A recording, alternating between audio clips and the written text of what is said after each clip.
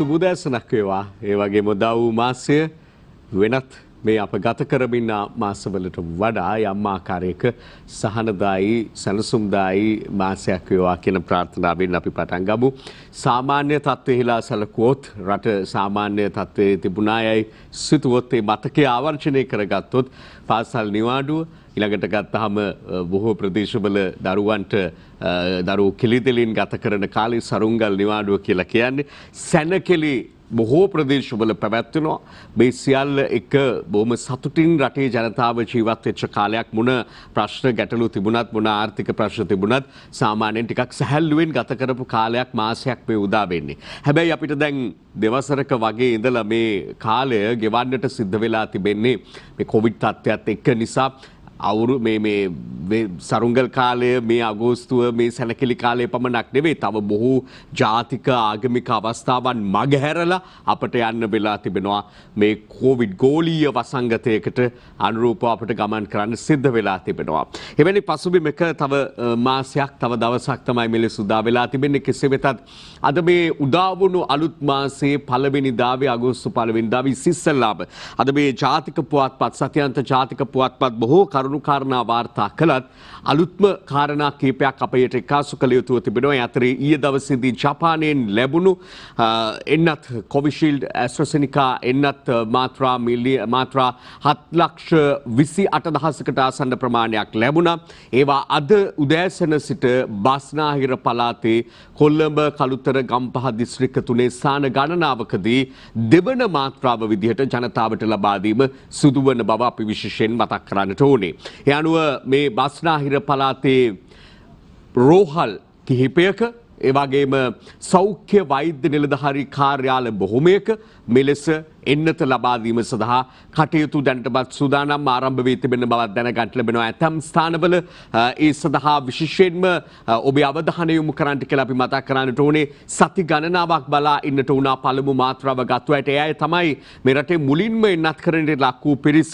නමුත් ඒ අයට බලාගෙන ඉන්න උනා සති ගණනාවක් යනතුරු දෙවන මාත්‍රාව ලබා ගැනීමට. මොකද ලෝකයේ ඇති වූ යම් යම් තත්ත්වයන් ඉන්දියාවේ සීරම් ආයතනයේ මුහුණ පෑ තත්ත්වයන් ඉන්දියාවෙන් තමයි අපි ගෙන්වා ගත්තේ මුල් තොගය. හැබැයි එතනින් එහාට ඉතිරි තොගය ගෙන්වා ගැනීම සඳහා අපට අවකාශ ලැබුණේ නැහැ. විවිධාකාරයෙන් අපට සිද්ධ වුණා විවිධ රටවලට කතා කරන්න ලෝක සෞඛ්‍ය සංවිධානයේ සමග නිරන්තර සාකච්ඡා පවත්වන්නට මේ අත්‍යවශ්‍යයෙන් අවශ්‍යව තිබෙන එන්නත් ඉතිරි මාත්‍රා කිහිපය ලබා ගැනීම සඳහා. ඒ අනුව පළදරුවා ජපානයේ සමග පැවති සාකච්ඡාවේ ප්‍රතිඵලයක් විදිහට ඊයේ උදෑසන එන්නත් තොගය ලංකාවට ලැබුණා. එන්නත් තොගය ජපානයෙන් පිටත් වෙනවා. පස්වරුවේ ලංකාවට ලැබුණා. අද උදෑසන සිට මෙලෙස එන්නත්කරණය සඳහා සූදානම් කියන එක විශේෂයෙන් සඳහන් කරන්න ඕනේ. නිසා ඒ පිළිබඳව තොරතුරු ඔබේ ජංගම දුරකථනයට බොහෝ විට ලැබී ඇති. ඒ අනුව කටයුතු කරන්න කියන එක තමයි අපට කියන්නට තිබෙන්නේ. අප අවධානය යොමු කරමු යළිත් අවසාන වශයෙන් අප ඉදිරිපත් කරමින් සිටි කාරණා වෙත. හදිසියෙම විරාමයකට යන්නට සිදු වූ අවස්ථාවේ අප ඔබට ඉදිරිපත් කරමින් සිටියේ මව්බිම පුවත්පතේ ප්‍රධාන සිරස්තලයේ විදිහට පළ වූ කොවිඩ් මරණ ඉහළ යාමේ දැඩි අවධානම පිළිබඳව රාජ්‍ය වෛද්‍ය නිලධාරීන්ගේ සංගමය මතු කරන කාරණා පිළිබඳව මරණ සංඛ්‍යාව 150 දක්වා වැඩි වෙන්න පුළුවන්. ප්‍රතිකාර මධ්‍යස්ථානවල ඉඩකඩ මදි වෙන්නට පුළුවන්. දැනටමත් ධාරිතා පිළිබඳ ගැටලු තිබෙනවා. ඊළඟට සෞඛ්‍ය පුරුදු මගහැරියොත් රටම අවදානමේ කියන ඔවුන් මතු කරන මේ කාරණා පිළිබඳව මේක රජයේ වෛද්‍ය නිලධාරීන්ගේ සංගමයේ පමණක් නෙවෙයි සෞඛ්‍ය අමාත්‍යාංශය නියෝජ්‍ය සෞඛ්‍ය සේවා අධ්‍යක්ෂ ජනරාල්වරයා විදිහට විශේෂඥ වෛද්‍ය හේමන්ත හේරත් මහතා අවධාරණය කරන කාරණාවක්. ඒ කියන්නේ සෞඛ්‍ය දෙපාර්තමේන්තුව පැත්තෙන් නිරන්තරව මතු කරන කාරණාවක් තමයි නිසි සෞඛ්‍ය පුරුදු පවත්වාගෙන යාමට කටයුතු කිරීම ඉතාමත්ම වැදගත් කියන එක. එහෙම නොවුනොත් එහෙම මේ තත්ත්වයට මුහුණ දෙන්න ගියාම ලෝකයේ අනෙකුත් රටවල් විදිහට අසීරුතා අපි දන්නවා. අපරටත් එවැනි තත්ත්වයකට පත් වෙන්න පුළුවන්. ඒ ආකාරයේ තත්ත්වයකට පත් වුණොත් තමයි සමස්තයම අඩපණ වෙන තැනට රට පත් වෙන්නේ. එහෙම වුණොත් යලිත් ඉතාම දුෂ්කර කාලයක් අපේ රටට උදා වෙන්න පුළුවන්. ඒ අතර සිළුමිණ පුවත්පත අද වාර්තා කරනවා වයස 12ට වැඩි සියල්ලන්ට දෙසැම්බර් නිමාවන විට එන්නත්කරණය අවසන්. දැන් අවධානය යොමු වෙලා තියෙන අවුරුදු 12-18 අතර පාසල් දරුවන්ට එන්නත ලබා දීම සඳහා ඉදිරියේදී කටයුතු කිරීම පිළිබඳව ඉදිරියේදී එන්නත් මාත්‍රා තවත් මිලියන 4ක ප්‍රමාණයක් එකවර ලැබීමට නියමිතව තිබෙනවා. ඒ චීනයේ සිට එන්නත් වගේ ජපානයේ සිට එන්නත් වගේ අද ලැබුණා. ඊයේ ලැබුණා. ඒ වගේම අද ඒවා බෙදා හැරීම සිදු වෙනවා, ලබා දීම සිදු වෙනවා. ඒ වගේම තවත් එවැනිම තොගයක් මෙරටට ලැබීමට නුදුරේදීම නියමිතව තිබෙන බවත් වාර්තා වෙනවා. ජපානයේ සිට තවත් කොවිෂීල්ඩ් එන්නත් 7,27,000ක ප්‍රමාණයක් තවදුරටත් ලැබීමට නියමිතව තිබෙනවා. චීනයේ සිට සයිනෝෆාර්ම් එන්නත් මිලියන 4ක ප්‍රමාණයක් ලැබීමට නියමිතව තිබෙනවා. මේ සමස්තයම නිසි පරිදි බෙදා හැරීම කරමින් විශේෂයෙන් පාසල් පද්ධතිය සඳහා ලබා දීම, දරුවෝ සඳහා ලබා දීම සඳහා දැන් අවධානය යොමු වෙමින් තිබෙනවා. මේ දෙවන මාත්‍රාව ලබා දීම ගැන තමයි දැන් වඩාත් අවධානය යොමු වෙන්නේ. ඒ අතරේ රජයේ සියලු සේවකයන් හෙට සිට වැඩ ආරම්භ කිරීම පිළිබඳව දැන් අද සිට ආරම්භන මේ අලුත් මාසය තුල හෙට තමයි පළමු කාර්යාලීය දිනේ බවට පත් වෙන්නේ. හෙට ඉඳලා මෙතෙක් දිනක් දහරිතාවයන් යම් යම් ප්‍රමාණයෙන් වැඩි කරගෙන එමින් තමයි කාර්යාල කටයුතු පවත්වාගෙන ආවේ. මුලින් ඊටාම දුෂ්කර තත්ත්වයක පැවති වෙලාව ඊටාම අඩු සේවක සංඛ්‍යාවකින් කාර්යාල කටයුතු පවත්වාගෙන ආවා. ක්‍රමානුකූලව රට විවෘත කිරීමත් එක්ක ඒ තත්ත්වය වැඩි වෙනවා අපට දකින්නට ලැබුණා ප්‍රතිශතාත්මකව. දැන් හෙට සිට සමස්ත සේවක සේවිකාවන් සංඛ්‍යාවම සමස්ත ධාරිතාවම සේවයට පැමිණෙන වාර්තා කරන බව තමයි දැනගන්න ලැබෙන්නේ. ඒ අනුව තමයි ප්‍රවාහන සේවා තවදුරටත් පුළුල් කිරීමේ අවශ්‍යතාවයක් මතුවලා තිබෙන්නේ. අර ඉස්සර තිබුණ ආකාරයෙන්ම ප්‍රවාහනය සිදු කිරීමට සිදුව තිබෙන්නේ විශේෂයෙන් රාජ්‍ය සහ පෞද්ගලික අංශ ආයතන සේවක සේවිකාවන් සේවාවන් සඳහා එන අය ප්‍රවාහන කටයුතු සඳහා. ඒ ගැනත් අවධානය යොමු වෙලා තිබෙන ගැනත් විවිධ වාර්තා අද දවසේ අපට දකින්නට පුළුවන්කම තිබෙනවා. ඉන් පස්සේ අපි තවත් කාරණා කීපයකට අවධානය දෙන්නටත් ඕනේ. මව්බිම පුවත්පත තවදුරටත් වාර්තා කරන පුවතක් තිබෙනවා. සීඝ්‍ර එන්නත්කරණයේ ලෝ පළමු තැන ලංකාවට හිමි වෙලා තිබෙනවා කියලා 29 වනදා පමණක් ලක්ෂ 5කට එන්නත ලබා දීලා අඛණ්ඩව එන්නත ලක්ෂ 5කට එහා ප්‍රමාණයකට ලබා දුන්නු දින දෙකක් වාර්තා වනවා. මේ රටින් අනුව ලෝකයේ අනෙකුත් රටවල් හා සැසඳීමේදී එන්නත්කරණය ඉතාම ශීඝ්‍රයෙන් සිද්ධ වන රටක් බවට අපේ රට පත් වෙලා තිබෙනවා. සහ මේ අතරතුරදී අපට දැනගන්නට ලැබෙනවා විශේෂ තොරතුරක්. දැන් මේ කොවිෂීල්ඩ් එන්නතේ දෙවන මාත්‍රාව ලබා දීම අපි කලින් සඳහන් කරා. රජයේ රෝහල් ඒ වගේම වෛද්‍ය නිලධාරී කාර්යාලය MOH වල අද දවසේ බස්නාහිර පළාතේ බොහොමයක් ස්ථානවල සිදු වෙනවා කියලා. අතරේ සුවිශේෂ කාරණාවක් මිට සුළු මොහොතකට පෙර අප ඇමතු යුද හමුදාපති කොවිඩ් පැතිරීම පාලනය කිරීමේ ජාතික ක්‍රියාන්විත මධ්‍යස්ථානයේ ප්‍රධානී යුද හමුදාපති ශවේන්ද්‍ර සිල්වා මහතා ප්‍රකාශ කරනවා අපට ඔබට මේ පණිවිඩය කියන්නට කියලා. විහාර මහදේවී උද්‍යානයේ 24 පැය පුරා ක්‍රියාත්මක එන්නත් කරන මධ්‍යස්ථානයක් ක්‍රියාත්මක වන බව. මේ මොහොතේ සිට 24 පැය පුරා මේ ප්‍රථම වතාවට තමයි මෙලෙස ක්‍රියාත්මක වන්නේ. පැය 24 පුරා අඛණ්ඩව එන්නත්කරණයේ සිදු කිරීම ඒ වගකීම යුද හමුදාව බාර ගනිමින් විහාර මහදේවී එලිමහන් රංගපීඨ පරිසරය තුල මේ එන්නත්කරන මධ්‍යස්ථානයේ පවත්වාගෙන යනු ලබනවා. මීට පෙරත් මේ ආකාරයෙන් එන්නත්කරන මධ්‍යස්ථානයක් දින ගණනාවක මුළුල්ලේ ඉඳලා පවත්වාගෙන ආවා විහාර මහදේවී පරිසරයේ. දැන් දෙවන මාත්‍රාව කොවිෂීල්ඩ් එන්නතේ දෙවන මාත්‍රාව ලබා දීම සඳහා එලෙස පැය 24 පුරා ක්‍රියාත්මක බව විශේෂයෙන් අවධාරණය කරන්නට කැමති යුද හමුදාපතිතුමා උපුටා දක්වමින් මේ කාරණාව අප ඉදිරිපත් කරා වගේම අප අනෙකුත් කාරණා වෙතත් අවධානය දෙන්නට ඕනේ. නමුත් ඒ අතරේ අප විශේෂයෙන් තවත් අලුත් වුණු කාරණා දකිනවා වාර්තා වෙනවා. ඒවටත් යොමු වෙන්නට ඕනේ. අතරේ සුබදායීව තිනවා කනගාටුදායීව තිබෙනවා. අපි ඉස්සෙල්ලා සතුටු වෙන්න පුළුවන් කාරණාවක් බලලෙමු. සියත බලන ආදරණීය ප්‍රේක්ෂක ඔබටත් සතුට ආඩම්බරය දනවන පුවතක් වේවි කියලා අප විශ්වාස කරනවා. මේ කාරණාව නිරන්තරයෙන් සම්මානයට ඇගයුමට පාත්‍ර වන මෙරට ප්‍රමුඛ පෙළේ මාධ්‍යජාලයක් වන Voice of Asia මාධ්‍යජාලයේ Siyatha TV ඇතුළු සියලු නාලිකාවන් අතරින් සියත වෙබ් අඩවිය තමයි මෙවර මෙලෙස සම්මානයට පාත්‍ර වන්නේ. ඒ පිළිබඳ ප්‍රවෘත්ති වාර්තාවම ඔබට බලන්නට අප දැන් අවස්ථාව දෙන්න සූදානම්.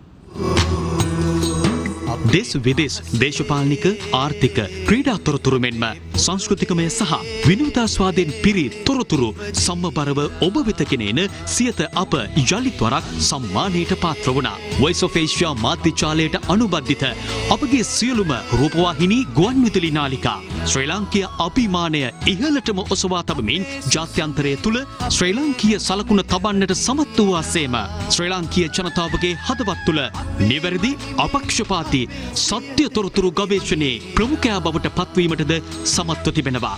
Voice of Asia මාධ්‍යජාලයේ ප්‍රමුඛතම සියත.tv.lk වෙබ් අඩවිය පසුගිය වසර කිහිපය තුළ විවිධ සම්මානයන්ට පාත්‍ර වුණේ වෙබ් සංස්කෘතිය නව්‍යකරණයකට ලක් කරමින් සහ සත්‍ය තොරතුරු ජනතාවට ලබා දෙමින්. ඒ අනුව ශ්‍රී ලාංකීය ජනතාවගේ විශ්වාසය තව දුරටත් දිනා ගනිමින් එය තහවුරු කර ගනිමින් bestweb.lk 2021 ශ්‍රේණිගත කිරීම අනුව තෙවන ස්ථානයේ දිනා ගනිමින් සියත.lk වෙබ් අඩවිය ලංකාවේ හොඳම වෙබ් අඩවිය අතරින් ලෝකඩ පදක්කම දිනා ගැනීමට සමත් වුණා. අප පිළිබඳ විශ්වාසය තැබූ ආදරණීය වෙබ් පරිශීලකයින්ට Voice of Asia මාධ්‍යජාලයේ ගෞරවය. සියත.lk අපගේ වෙබ් අඩවිය එලෙස සම්මානයට පාත්‍රවීම පිළිබඳව සතුටුදායක පුවත ඔබට එලෙස අපි ඉදිරිපත් කළා වගේම අපේ වැඩසටහන තුළින් යළිත් ඉදිරිපත් කළා වගේම ඒ අතරේ මේ පුවත් වාර්තා තුළ අඩංගු නොවන ඊයේ දවසේ අපට අසන්නට වෙච්ච කනගාටුදායක සිදුවීමකුත් තිබෙනවා. ඒත් අපි අවධානයට ලක් කළ යුතු කාරණාවක් විශේෂයෙන් 70 දශකයේ සිට මෙරට සිනමාව ඒ වගේම ටෙලිනාට්‍ය කලාව වේදිකාව සිය රංගන ප්‍රතිභාවෙන් ආලෝකමත් කළ ප්‍රවීණ රංගන ශිල්පිනියකගේ හදිසි නික්ම යාම ඊයේ දවසේ වාර්තා වුණ හදිසි අනතුරක් හේතුවෙන් හයිසින්ත් විජේරත්න ප්‍රවීණ නිලිය මෙලෙස අප අතරින් සමුගන්නේ හැටින් කොළඹ ප්‍රධාන මාර්ගයේ ලිදුල නගරයේ ආසන්නයේ සිද්ධ වෙච්ච අනතුරක් නිසා ඇය ගමන් කළ වෑන් රථය ප්‍රපාතයකට පෙරලීම නිසා අප දැන් සූදානම් මෙම සිදුවීම සහ පිළිබඳව ප්‍රවෘත්ති අංශය තැබූ සටහන වෙත ඔබේ අවධානය යොමු කරන්නට.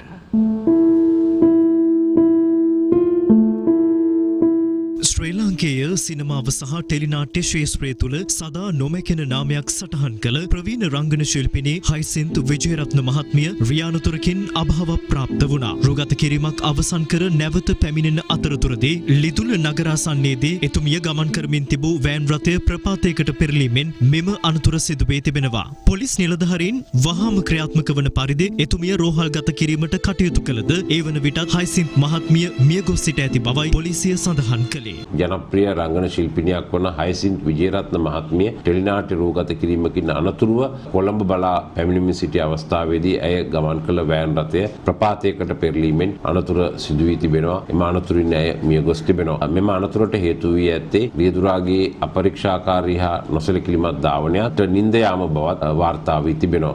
මෝදර මේරි මාග්‍රට් ඉංග්‍රීසි පාසලෙන් අධ්‍යාපනය ලබන කුඩා අවදියේ පටන් රංග කාර්යයට දස්කම් පෑ නමුත් හයිසින්ත් විජේරත්න රංගපෑමට නම් එතරම් කැමැත්තක් තිබූ කෙනෙක් නොවේ. හෙදියක් හෝ කන්‍යා සොයුරියක් වීමට සිහින මැවූ ඇය අවසානයේ පුංචි තිරය මෙන්ම රිදී තිරයද බැබල වූ අසහාය රංගවේදිනියක් බවට පත් වුණා. සුගතපාල සින්රත් යාපාගේ හඳුන්වා දීමෙන් පෙම්බර මధు චිත්‍රපටයේ මේනකා නම් චරිතයෙන් සිනමාවට අවතීර්ණ වූ ඇය කරුමක්කාරයෝ කිරිමදුවැල් විජය ගීතා ක්‍රිස්තු චරිතය හෝගානා පොකුණ වැනි සිනමාපට රැසකට රංගනයෙන් දායක වුණා. වේදිකාවෙන් පෑ ප්‍රතිභාවෙන් ඇය ටෙලිනාට්‍ය ක්ෂේත්‍රයටද අවතීර්ණ වනවා. දිමුතුමුතු බට්ටි ඇතුළු ටෙලිනාට්‍ය රැසක එතුමියගේ රංග ප්‍රතිභාව වඩාත් කැපී පෙනුනේ ප්‍රේක්ෂක චිත්ත සන්තානයේ සදා නොමැකෙන මතකයන් ශේෂ කරමින්. වේදිකාව සිනමාව සහ ටෙලිනාට්‍ය ක්ෂේත්‍රය තුළ සහෘද ප්‍රේක්ෂකයින් අමන්දානන්දයට පත් කළ හයිසින්ත් විජේරත්න මහත්මිය කලාව වෙනුවෙන් සිදු කළ මෙහෙවර කිසිදා අමතක කළ නොහැකි. මෙරට ප්‍රේක්ෂකාගාරයේ හසරැල් මවා දිවි රංගමඩලෙන් බැස යන හයිසින්ත් විජේරත්නයන්ගේ අභාවය පිළිබඳ Voice of Asia මාධ්‍යජාලයේ සංවේගය අප මෙසේ පළ කරන්නෙමු.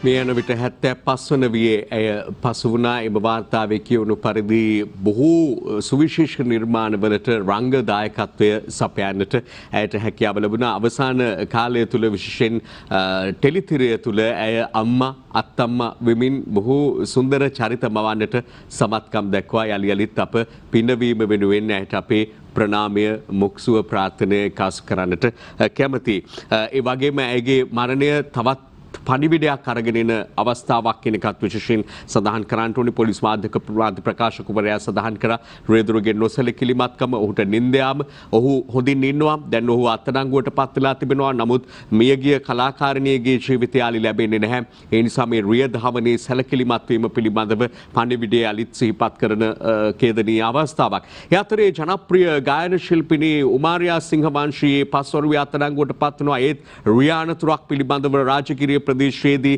ගමන් කළ මෝටර රථය ත්‍රිරෝද රථයක ගැටීම නිසා ත්‍රිරෝද රථයේ රියදුරු අනතුරට ලක්වීම නිසා ඔහු මහරෝහලට ඇතුළත් කර ඇති බව දැනගන්නට ලැබෙනවා.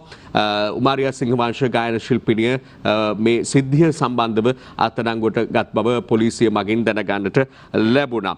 මේ ආදී කාරණා මේ පුවත්පත්වල නොතිබෙන අලුත්ම කාරණා අප ඒ සමග බලමු තවදුරටත් මොනවද පුවත්පත් අද දවසේ වාර්තා කොට තිබෙන්නේ කියලා. සත්‍යාගාරුණට අපි අවධානය යොමු කරන්නට කැමති ලබන වසරට වියදම් කපන අයවැයක් විසර්ජන කෙටුම්පත ඔක්තෝබර් 2 වෙනි සතියේ මැති සභයට වැඩි කාලයක් නෑ අයවැයෙන් තව බොහොම කෙටි කාලයයි 2022 වර්ෂයේදී උපරිම වියදම් සීමා අමාත්‍යාංශ වලට පැනවීමට මුදල් අමාත්‍යාංශය තීරණය කර ඇත. වසංගත රෝග තත්ත්වයේ හේතුවෙන් ඇති වූ අස්ථාවර බව නිසා නව ඉදිකිරීම, කාර්යාල පුළුල් කිරීම, නව ලී බඩු හා කාර්යාල උපකරණ ලබා ගැනීම, නව බඳවා ගැනීම, දැනට ක්‍රියාත්මකයෙන් පවතින යටිතල පහසුකම් හැර අලුත් ඒවා ක්‍රියාත්මක කිරීම මේ ආදී ගණනාවක් තිබෙනවා. අවධානය යොමු වෙච්ච අත්‍යවශ්‍යයෙන් සිදු විය යුතු කාරණා හැරෙන්න අනිත් ඒවා බොහෝ ඒවා කපා දුවන බව තමයි සඳහන් වෙන්නේ. බඳවා ගැනීම ඉදිකිරීම සහ කාර්යාල හැදීමට මුදල් නැමෙන උද්ෘත සහිතව සඳහන් කරනවා. ණය ගැනීම 95%කින් අඩු කරයි. කාබනික ගොවිතැන සැමට ජලය අධ්‍යාපන ප්‍රතිසංස්කරණ වලට වැඩි ඉඩ. දැන් මේ කොච්චර වියදම් කපාදු කරනවා කියලා කිව්වත් අපි බලමු මේ වාර්තාව බලන ගමන් අනිකුත් කාරණයක් අස් කරමු. කොච්චර වියදම් කපාදු කරන්න ඕනේ කියලා කිව්වොත් දැන් මේ වන විටම බරපතල ලෙස අර්බුදයක් බවට පත් වෙලා තිබෙන අභියෝගයක් බවට පත් වෙලා තිබෙන ගුරු විදුහල්පති ගැටලුව ආදිය විසඳන්නට රජයට ලොකු මුදලක් වෙන් කරන්න සිදු වෙනවා.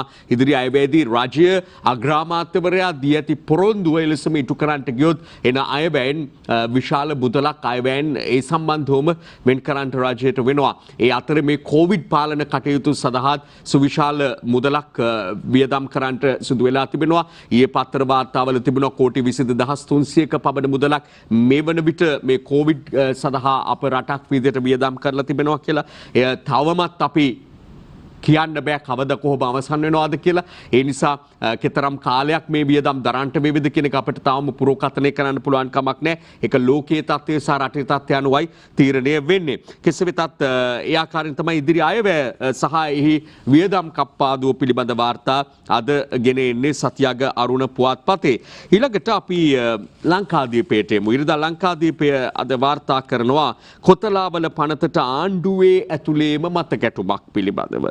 පාර්ලිමේන්තුවේ ඉදිරිපත් කර ඇති කොතලාවල ආරක්ෂක විශ්වවිද්‍යාල පනත් කෙටුම්පත සම්බන්ධයෙන් ආණ්ඩුවේ දේශපාලන පක්ෂ අතර මත ගැටුමක් නිර්මාණය වී ඇතැයි වාර්තා වේ. එම පනත් කෙටුම්පතේ තිබෙන ඇතැම් වගන්ති සම්බන්ධයෙන් එකග විය නොහැකි බව ශ්‍රී ලංකා නිදහස් පක්ෂය, ශ්‍රී ලංකාවේ කොමියුනිස්ට් පක්ෂය, ලංකා සම සමාජ පක්ෂය ඇතුළු ආණ්ඩුවේ හවුල්කාර පක්ෂ කිහිපයක්ම රාජ්‍යයට දැනුම් දී ඇති බවයි සඳහන් වෙන්නේ.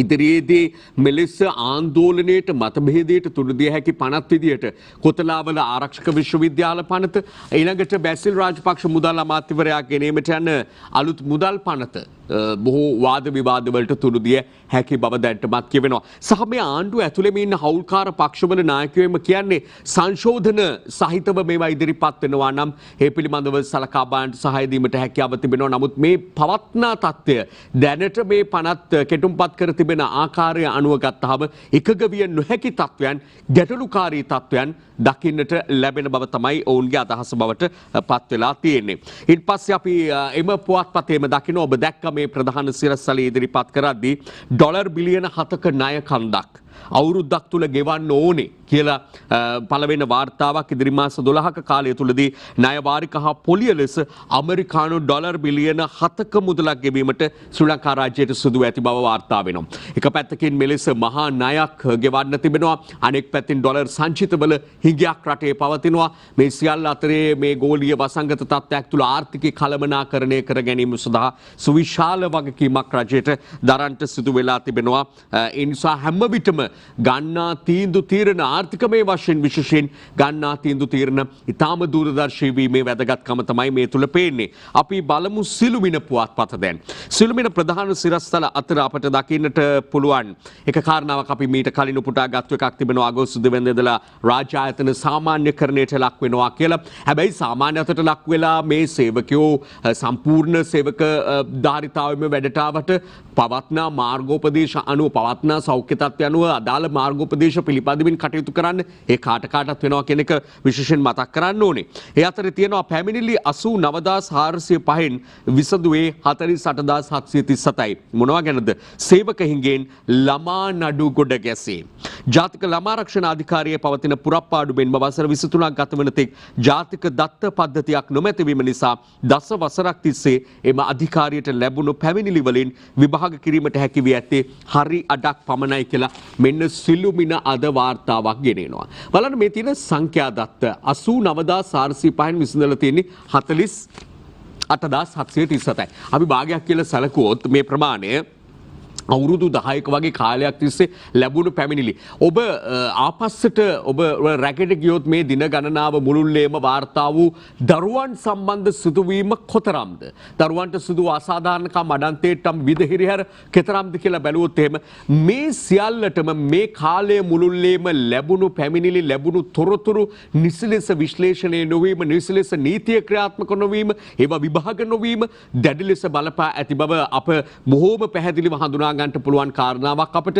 ඒ නිසා මේවා කාර්යක්ෂම කිරීම පැමිණිලි ලැබෙන කාලය තුලදීම ඒවා විභාගයට විමර්ශනයට ගැනීමට අවශ්‍ය පසුබිම නිර්මාණය කර ගැනීම අතිශය වැදගත් කියන එක අපි විශේෂයෙන් අවධාරණය කරන්නට කැමති. මේවා ගොඩ ගැසෙන්න එම සිද්ධි එක දිගට සිදු වෙමින් එනවා. ඒවා ගොඩ ගැසෙනවා පමණක් නෙවෙයි දරුවන්ට වන අසාධාරණකම් අඛණ්ඩව සිදු වෙමින් එනවා. ඒවා විභාග වුණා නම් තත්ත්වය මෙලෙස නොවෙන්නටත් තිබුණා කියන එක තමයි මේ වාර්තා බලද්දී බොහොම පැහැදිලිව අපට පෙනෙන්නට තිබෙන තත්ත්වය.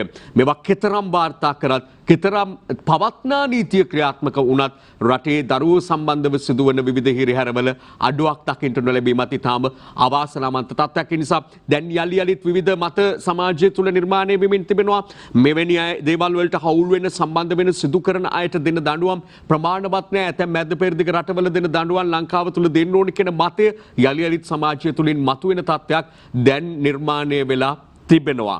ඒක තමයි මේ දරුවෝ සම්බන්ධව කියන්න තියෙන්නේ. ඒ අතරේ හිෂාලිනී දැරියගේ ගොඩගත්තු දේහය පිළිබඳව කාරණා දැන් අද මේ සත්‍යාන්ත පුවත්පත් කරන වාර්තාකරණයන් වල අපට දකින්න ලැබුණා. මව්බිම මෙහෙම වාර්තා කරලා තියෙනවා පශ්චාත් මරණ පරීක්ෂණය සඳහා ගොඩගත් හිෂාලිනීගේ සිරුර පේරාදෙණිය ශික්ෂණ රෝහල වෙත ඒ රැගෙන ගියා. ඉන් අනතුරුව ඊයේ දවසේදී ඊයේ 8:30ට මේ පිළිබඳව පරීක්ෂණ කටයුතු ආරම්භ වුණා. දැන් ඒ පරීක්ෂණ කටයුතු අවසන් බව දැනගන්නට ලැබෙනවා. එම සිරුරු කොටස් සහ මෘතදේහය පේරාදෙණිය රෝහලේ මෘත ශරීරාගාරයේ මෙවන විට ආරක්ෂිතව තැන්පත් කරලා තිබෙනවා. පරීක්ෂණයේ වාර්තා ඉදිරි දිනවලදී ඉදිරිපත් වෙන බව තමයි දැනගන්නට ලැබෙන්නේ. ප්‍රකාශයට පත් කිරීමට නියමිතව තිබෙන බව. මේ සම්බන්ධ ප්‍රවෘත්ති වාර්තාව අප සතුව තිබෙන නිසා අප දැන් සූදානම් මේ ඔබ වෙත ගෙනෙන්නට. ඉශාලිනීගේ සිරුර පිළිබඳ දෙවන පශ්චාත් මරණ පරීක්ෂණය අද පෙරවරුවේ ආරම්භ වුණා. ඒ පේරාදෙණිය ශික්ෂණ රෝහලේදී පශ්චාත් මරණ පරීක්ෂණය සඳහා පසුගියදා විශේෂඥ වෛද්‍ය මණ්ඩලයක්ද පත් කෙරුණා. ඔවුන්ගේ ප්‍රධානත්වයෙනුයි අද පෙරවරුවේ මරණ පරීක්ෂණ කටයුතු ආරම්භ වුණේ. දේහය පිළිබඳ පරීක්ෂණ රාශියක් සිදු කිරීමට නියමිත බවයි පේරාදෙණිය ශික්ෂණ රෝහලේ අධ්‍යක්ෂ වෛද්‍ය අර්ජුන තිලකරත්න මහතා සියත අප කළ විමසීමකදී ප්‍රකාශ කළේ. ඉශාලිනීගේ දේහය නුවරඑළිය මහේස්ත්‍රාත් ලුෂාකා කුමාරි මහත්මිය ඉදිරියේදී ඊයේ දින ගොඩගනු ලැබුවා. මේ අතර ඉශාලිනීට සාධාරණේ ඉටු කර දෙන ලෙසීලා අදත් ප්‍රදේශ කිහිපයකදී උද්ඝෝෂණ පැවැත්වුණා.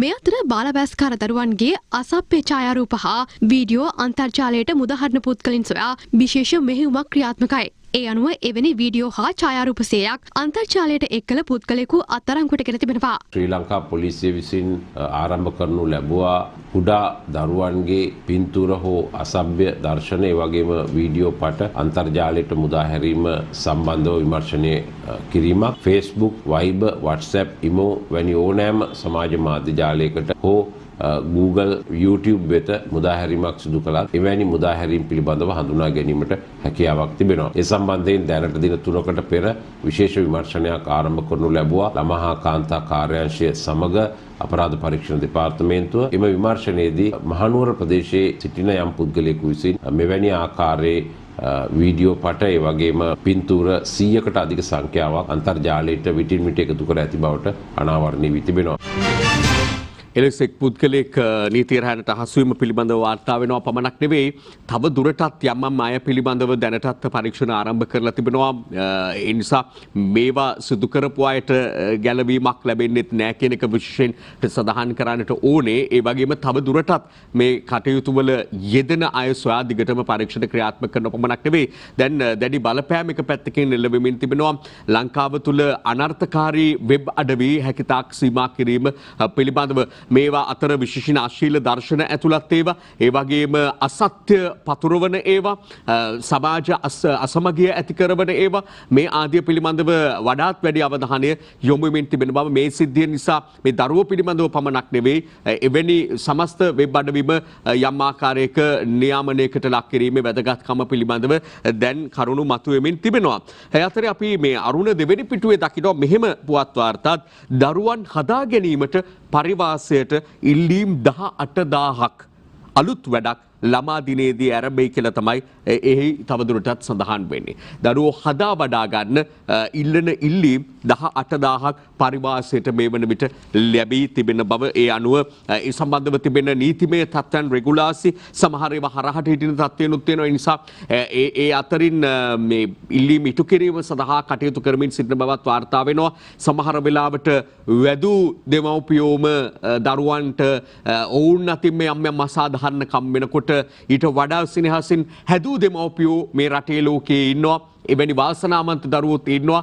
ඒ වගේම විවිධාකාරී තත්ත්වයන්ට මුහුණ දෙන දරුවෝ මේ රටේ ඉන්නවා. හැබැයි අවසාන වශයෙන් කියන්න ඕනේ සුවිශේෂ කාරණාවක් තියෙන මේ අවුරුදු 11ක දැරියක් පිළිබඳවත් අද වෙනකොට ප්‍රවෘත්ති වාර්තා සපයනවා 100 කෙනෙකු අතින් අතවරයට ලක් වුණා කියලා. Tamanගේ පවුලේම අය අතින් සමීප ඥාතීන් අතින් බොහෝ වෙලාවට දරුවන්ට මෙවැනි අකටයුතුකම් වෙන්නේ කියන එක දැනට හඳුනාගෙන තිබෙන තත්ත්වය. ඒ නිසා වඩාත් අවධානය දෙන්න ඕනේ තැන ඉන්න ගෙදරමයි ඉන්න තැනමයි සමීප අයමයි කියන එක විශේෂයෙන් සඳහන් කරන්නට ඕනේ. අපි ඊළඟට තවත් කාරණා කීපයකට අවධානය දෙමු. ඉරිදා ලංකාදීපේ වාර්තා කරනවා වෙළඳපොලේ සීනි විවිධ මිලට තියනවා කියලා. සුදු සීනි කිලෝවක පාලන මිල ඉවත් කිරීමෙන් පසු වෙළඳපොලේ සිතූ මිලට සුදු සීනි අලෙවි කරන බවට පාරිභෝගිකයෝ මැසිවිලි නගති කියලායි කියන්නේ. මේ සිතූ මිලට අලෙවි කරනවා කියලා කියන්නේ ඒ කළු කඩ ගණන් කියන එකනේ මේ කියන්නේ. ඒතර සුදු සීනි කළු කඩ ගානට විකිනෙන තත්ත්වයක් පිළිබඳව මෙලෙස වාර්තා කරනවා. කොහොම වුණත් එක පැත්තකින් මේ සීනි පිළිබඳව මෙහෙම සීනි ගැන පමණක් නෙවෙයි බොහෝ අත්‍යවශ්‍ය ද්‍රව්‍ය දැන් ජනතාවට ගන්න වෙලා තියෙන්නේ ඒ තැන්වල ඒ ව්‍යාපාරිකයින් වෙළඳ මහතුන් විකුණන ගණන් වලට තමයි කියන එක අපි විශේෂයෙන් එක්කාසු කරන්නට ඕනේ. ඒ අතර මේ සහල් පිළිබඳව පාලන මිල පිළිබඳව වී පිළිබඳ පාලන මිල ගැනත් අපිට සතියක අරුණේ වාර්තාවක් දකින්න පුළුවන්. අපි කලින් වාර්තාව බලලෙමු ලංකාදීප පුවත්පතේ මුල් පිටු වාර්තාව. ඒ අතර සතියක අරුණ අද වාර්තා කරනවා පාලන මිලත් සමග වී කිලෝ බැස්සුවේ රුපියල් 20කින් හාල් අඩු කළේ රුපියල් 5කින් කියලයි මේ වාර්තාවෙන් නම් තියෙන්නේ. රජයේ පාලන මිලට වැඩියෙන් යලකන්නේ සිට ගොවීන්ගෙන් වී මිලදී ගැනීම නතර කරන ලෙසට පුද්ගලික සහල් මෝල් හිමියන්ට නියෝග කිරීමත් සමග එතෙක් මිලදීගත් වී කිලෝග්‍රෑමයක මිල රුපියල් 20කින් පහත හෙලා ඇතත් සහල් කිලෝග්‍රෑමයක මිල පහත හෙලා ඇත්තේ රුපියල් 5කින් බව පාරිභෝගිකයෝ ප්‍රකාශ කරති කියලයි කියන්නේ. මේ කන හාල් ටිකට බොහෝ දුක් විඳින්න වෙන රටක් බවට අපේ රට දැන් පත් වෙලා තිබෙනවා. මෑත කාලීනව මොනවාම හෝ අර්බුදයක් හැම කන්නේකම අවසානයේ අපට දකින්නට ලැබෙනවා. අප තවත් විවිධාකාරී පුවත් වාර්තා අද දවසේ දකිනවා. ඒවට යොමු වන්නට පෙර ආතුව අපිට තව වෙලා තිබෙනවා. කෙටි විරාමයක් ලබා ගන්නටයි සූදානම. තවත් ඔබට ඊටාම වැදගත් වෙන කාරණා බොහොමයක් ගෙනෙන්නට සූදානමින් තමයි මේ විරාමය අප ලබා ගන්නේ.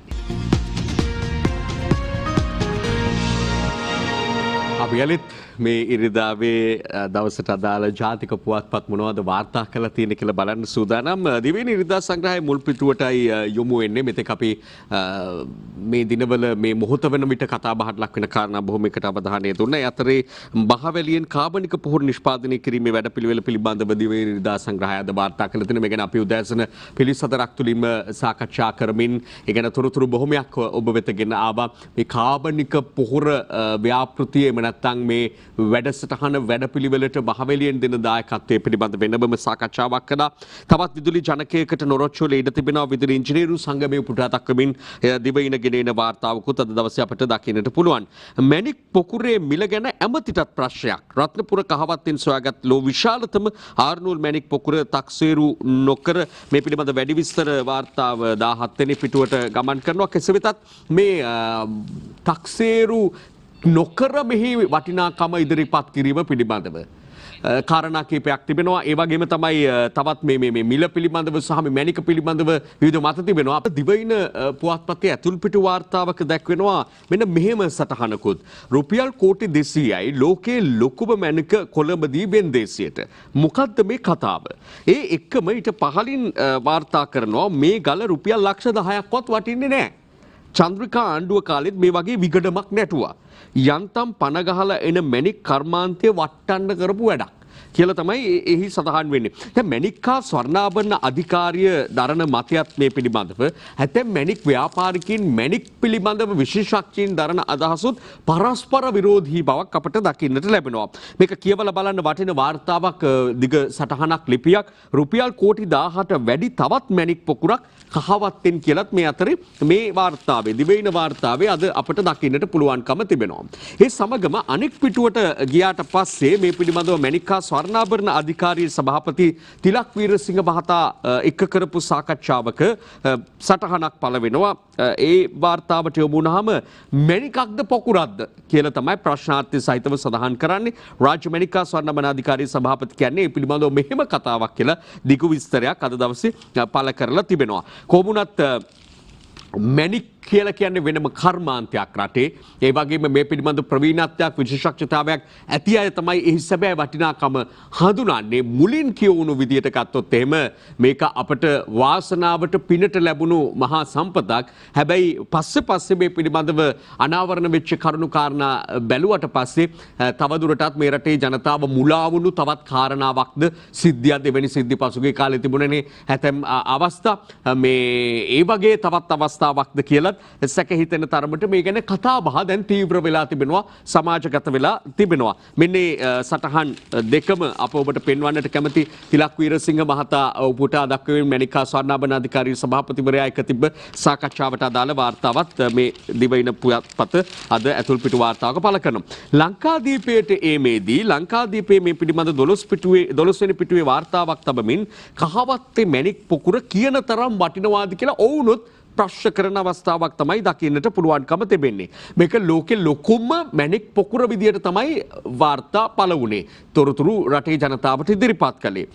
මේ පුන්සිරි තෙන්නකෝන් මහතාගේ අදහස් දැක්වීමක් මේ තියෙන්නේ මේට කලින් මැණික් අධිකාරියට ගත් දුර්ලභ වටිනා මැණික් කිහිපයක් තවම සේප්පුවල කියලත් සඳහන් වෙනවා. ආසියාවේ මැණික් පාරාදීසය ලෙස විරුදාවලිලත් ශ්‍රී ලංකාව යලිත් ලොව තුල කතා බහක් ඇති කරන්නට පසුගියදා කහවත්ත ප්‍රදේශයේ නම් වූ විශාලතම නිල් මැණික් ගාල ප්‍රබල හේතුවක් වූ බව මැණික් ක්ෂේත්‍රයේ නියුතු ව්‍යාපාරිකයන් සහ මැණික් කර්මාන්තකරුවන්ගේ විශ්වාසය වී තිබේ කියලා තමයි එවැනි ප්‍රවිෂ්ටයක් අරගෙන මේ සාකච්ඡාව කරන්නේ. මේකත් ඊටාම දිගු ලිපියක්.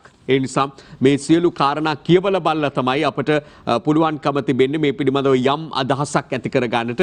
කෙසේ වෙතත් තාම නිල වශයෙන් මේ පිළිබඳව කිසිවක් ප්‍රකාශ කිරීමට හැකියාව නැහැ. විවිධ මත තමයි ඉදිරිපත් වෙනවා දකින්නට ලැබෙන්නේ.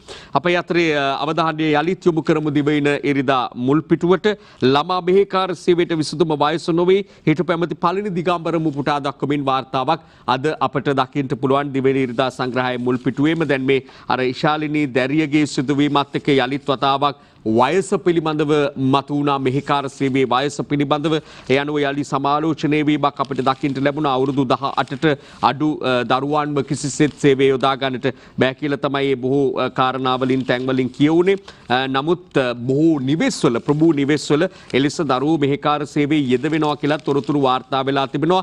විශේෂයෙන් බත්තර මුල්ල ප්‍රදේශය හඳුනාගෙන තිබෙනවා. කොළඹින් ගත්තොත් ඊළඟට හෝමාගම ප්‍රදේශය හඳුනාගෙන ඇති බව තමයි වාර්තා වෙන්නේ. මේ ළමා මෙහෙකාර සේවය සේවයේ දරුවෝ බොහෝ දෙනෙක් යෙදෙන යොදවන බවට. අතර ඇතුල්පිටු වාර්තා දෙකක් අපට මුණ ගැසෙනවා. එකක් තමයි දිවයින ඉරිදා සංග්‍රහයේ පළවන මේ ඇතුල්පිටුව වතුකරයෙන් කොළඹට ගේන දරුවන්ට වෙන දේ මෙන්න. ළමා ප්‍රඥප්තිය කැලේ බොහෝ දරුවන් අපචාරයට අපයෝජනයට අපහරණයට ලක් වෙලා බොහෝ කතා එළියට ඇවිත් නෑ කියලා තමයි මේ වාර්තාව කියන්නේ. ඒ නිසා මේත් කියවා බලන්නට වටින වැදගත් තොරතුරු ගණනාවක් අනාවරණ කරන තවත් පුවත් වාර්තාවක් මේ දිනවල මේ දරුවෝ පිළිබඳව සෑහෙන ලොකු කතා බහක් තිබෙන නිසා ඒ අතරේ යලිත් අපට මුණ ගැසෙනවා එම පුවත්පතේම බදියුදීන් නිවසේ දියණියට සහ ඒ මියගිය දියණියට සහ අනිකුත් සේවය කරපු බාල වයස් මෙහෙකාරියන්ට අත්තු ඉරණම් පිළිබඳව රිෂාඩ්ගේ ගෙදර වධකාගාරයක් මෙහෙකාරියන්ගේ හිස වැසිකිලි පූච්චුවල වතුරේ ඔබලා තරුණියක දූෂණය කර සිරදඬුවම් ලබා නිදහස් වූ හනීෆා සිටියේත් රිෂාඩ්ගේ ගෙදරද ප්‍රශ්නාර්ථයක් එහෙක අහනවා වධ බන්ධනයට ලක් වූ තරුණියන් ගණනාවක් කියලා මේ සමන්ගමගේ දිවයින පුවත්පතට ගෙනෙන ලිපියේ සඳහන්ව තිබෙනවා අද දවසේ අපට දකින්නට පුළුවන්කම තිබෙනවා. අපි ඒකම ගමන් කරමු තවත් විවිධ වාර්තා දකින නිසා ඒ වෙත පරිසර අමාත්‍යාංශයේ ව්‍යාපෘතියකට ලක්ෂ 20ක් හරස් වීම ගැන දිවයින ඉරිදා සංග්‍රහය අද වාර්තාවක් ගෙනෙනවා. තෙල් ගවේෂණයට ආණ්ඩුවෙන් ගැසටුවක් නව කංජ තෙල් සම්පත් පනත් කිටුම්පතක් බලශක්ති අමාත්‍යාංශය විසින් අතිවිශේෂ ගැසට් නිවේදනයක් මගින් ප්‍රකාශයට පත් කළා තියෙනවා කියලායි කියන්නේ. අපේ රටේ තෙල් ගවේෂණය පිළිබඳව ගත්තාම කලක මුළුල්ලේ ඉඳලා මේ කටයුතු පිළිබඳ අවධානය යොමු වෙලා තිබෙනවා. උත්සාහයන් විවිධ අවස්ථාවල ගන්නවා අපට දකින්නට ලැබිලා තිබෙනවා. හැබැයි ඇතම් තැන්වල කියවෙන්නේ ඔය කියන විදිහේ තෙල් නිදියක් ලංකාවේ ඇත්තෙත් නැහැ. තිබුණත් එය ගන්න ලංකාවට කිසිසේත් හැකියාවක් නැහැ. ඒ නිසා වෙනත් රටකට මේක දෙන්න වෙනවා. විශේෂයෙන් ඇමරිකා එක්සත් ජනපදය ගැන කියනවා. ඔවුන් වගේ රටක් මෙවැනි කුඩා ප්‍රමාණයේ තෙල් නිදියකට කිසිසේත් අත ගහන්නේ නැහැ කියලාත් කියනවා. ඒ අතරේ විවිධ මත මේ තෙල් නිදි පිළිබඳව පැතිරෙමින් තිබෙනවා. මන්නාරම ආශ්‍රිතව තෙල් නිදියක් තියෙනවා කියන එක පිළිබඳව තොරතුරු මතුවුණු තැන පටන් මේ දක්වා විවිධ වාර්තා අපට දකින්නට ලැබිලා තියෙනවා. ඊළඟට අපි අවධානය දෙනවා තවදුරටත් දිවයින පුවත්පතට එහිදී දකින්නට ලැබෙනවා විදේශ ණය අර්බුදය 2025 දීර්ඝ වන බවට වූ පුවත් වාර්තාවකුත්. ඊළඟට ඉරිදා ලංකාදීපයට ඒමේදී අපට මුණ ගැසෙනවා විදේශ ආයෝජකයන්ගේ ගැටලු ලිහන්න උපදේශක මණ්ඩලයක් පත් කිරීම පිළිබඳව අපට රටක් විදියට මේ වෙලාවේ යම් ආකාරයකට ඔලු උස්සන්න තිබෙන තවත් එක අවස්ථාවක් තමයි මේ විදේශ ආයෝජකයන් මේ රටට ගෙන්වා ගැනීම දේශීය ව්‍යාපෘති සඳහා ඒ පිළිබඳව වාර්තා පළ කරනවා. ඊළඟට ලංකාදීපයේ තියෙන බොහෝ වාර්තා අපි උපුට ගත්ත මුඛපිලිකා රෝගීන් වැඩිවීම පිළිබඳව තෝන් වාර්තාවක් ගෙනෙනවා. මේ කොරෝනා තත්ත්වය නිසා අවධානයට ලක් නොවන තවත් බෝ නොවන රෝග තත්ත්වයන් තිබෙනවා. විශේෂයෙන් බෝ නොවන රෝග තත්ත්වයන් තිබෙනවා. ඒවා දැන් බොහෝ වෙලාවට සමාජයෙන් ඈත් වෙලා අවධානයෙන් ඈත් වෙලා තිබෙන බවක් තමයි පෙනෙන්න තිබෙන්නේ. කොවිඩ් වලට ප්‍රමුඛත්වය දීම නිසා ඒන් තව එක අවස්ථාවක් තමයි මේ පැතිර යන වෛරස් තත්ත්වයක් තමයි ඩෙන්ගු කියලා කියන්නේ. ඩෙන්ගු රෝගීන් සංඛ්‍යාව ශීඝ්‍රයෙන් ඉහළ යනවා. විශේෂයෙන් බස්නාහිර පළාත තුල තත්ත්වය ඊටාම බරපතල වී ඇති බවට අපට අද දවසේ වාර්තා දකින්නට පුළුවන්. අපි දැන් නෙමු ඉරිදා ලංකාදීපේ මේ කියවූ වාර්තා ඔබට දකින්නට සලස්වමින් මව්බිම පුවත්පතටයි අප එන්නේ.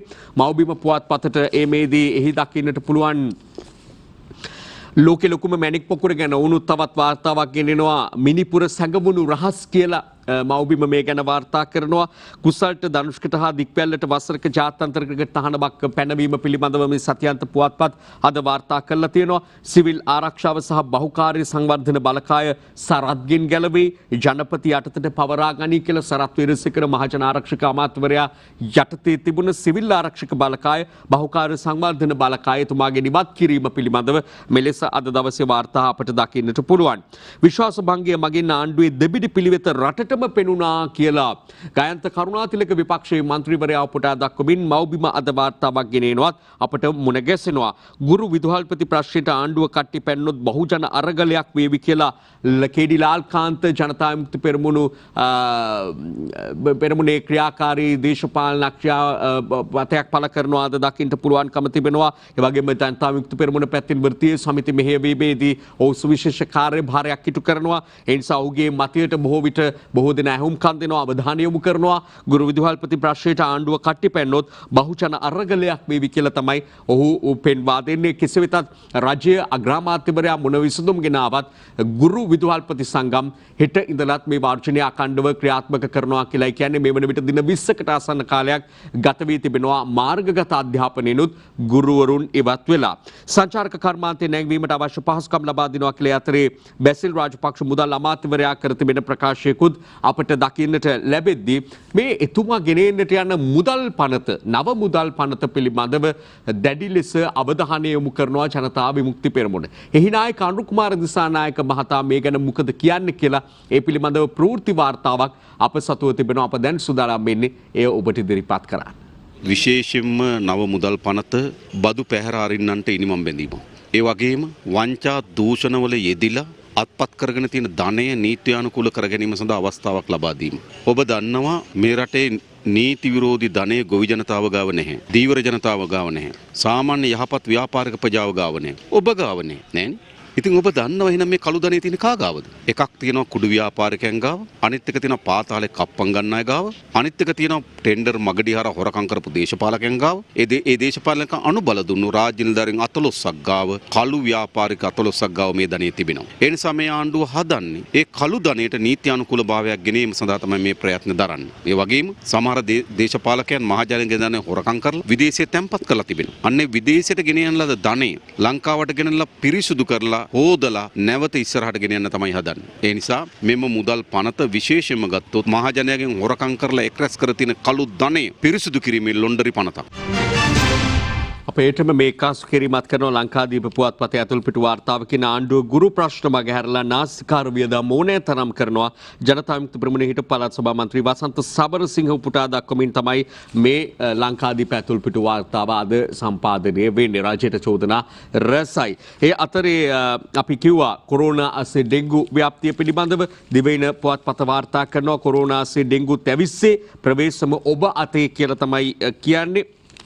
මෙන්න දිවයින ඒ සම්බන්ධව සම්පාදනය කර තිබෙන වාර්තාව අපි හැම විටම ප්‍රකාශ කරන කාරණාවක් තමයි කොරෝනා වලට වඩා පහසුවෙන් අපට ඩෙන්ගු රෝගයෙන් මිදෙන්නට ගැලවෙන්න පුළුවන්කම තිබෙනවා. අප ජීවත් වන පරිසර හැම විටම හැකිතාක් පිරිසුදුව පවත්වාගෙන යාම සඳහා අවධානය යොමු කිරීම තුළින්. ඊළඟට තවදුරටත් පළවෙනි ඇතුල්පිටු වාර්තා අතර දිවයින පුවත්පතේ ඇතුල්පිටු වාර්තාවක් අපට මුණ ගැසෙනවා. අරක්කු ස්ටිකරේනුත් තදට වදින හැඩ ගරු ජනාධිපතිතුමන්ගේ දැඩි අවධානය පිණිසයි කියලා තමයි මේ වාර්තාව සම්පාදනය කරන්න විශේෂ ලියුම්කරුවෙකු විසිනි කියලා. මේ අතරේ දකින්න පුළුවන් ටෙන්ඩරය අසාදු ලේඛනගත කොම්පැනියකට විට කලිනුත් මේ ගැන විශේෂයෙන් අවධානය යොමු කළා. සොරාබදු දෙපාර්තමේන්තුව මේ ටෙන්ඩරේ ලබා දෙන්නට යන ඉන්දියාවේ ආයතනය පිළිබඳව මත්පැන් නිෂ්පාදනාගාරයක් පවත්වාගෙන යාම සඳහා මේ රටේ මූල්‍ය විනය කඩකල දූෂිතයයි චෝදනා ලද සමාගමක් වෙත ලබා දී තිබූ අවසරය ජනාධිපති මැදිහත් වී අවලංගු කර දැම්මේ මේ නොබෝදාය. මුලින්ම එම සමාගම වෙත අදාළ අවසරය ලබා දී තිබුණේ යහපාලන ආණ්ඩුවයි. ආණ්ඩු මාරුවෙන් පසු යලිත් එම නිෂ්පාදනාගාරය ආරම්භ කිරීමේ කටයුත්තේ වගකීම වත්මන් ආණ්ඩුව වෙත ලබා දීමට සුරාබදු නිලධාරීන් හා ඇතැම් මුදල් අමාත්‍යාංශ නිලධාරීන් දරන ලද උත්සාහයක් ජනාධිපතිවරයාගේ එම තීන්දුවත් සමග ව්‍යර්ථ වී ගියේය. මේ මෙන්ඩි සමාගමට යලි අවස්ථාව ලබා දීම පිළිබඳව කාරණාවයි මේ මතු කරන්නේ මේ ලිපියේ මුලින්ම. එය ජනාධිපතිවරයා විසින්ම අහෝසි කරනු ලැබුවා. එවැනි ආයතනයකට යලිත් අවසර ලබා දීම. ඒ අතරේ මේ ස්ටිකරය පිළිබඳව කාරණාව විටින් විට මතුව ආ කාරණාවක්.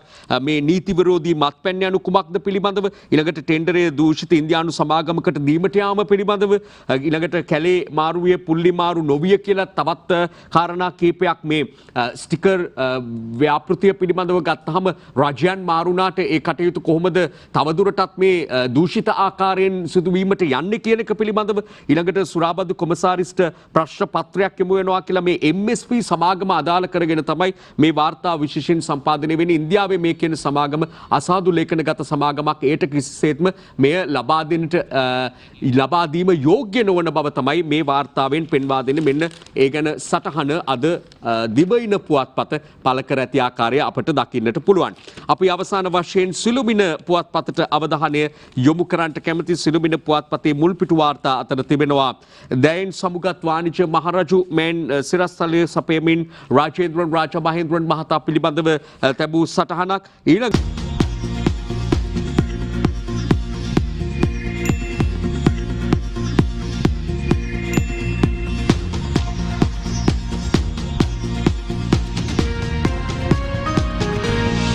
දිනපතා අලුත් වීඩියෝ සහ ප්‍රවෘත්ති නැරඹීමට ඉහත බටන් එක ක්ලික් කර සියත TV සබස්ක්‍රයිබ් කරන්න.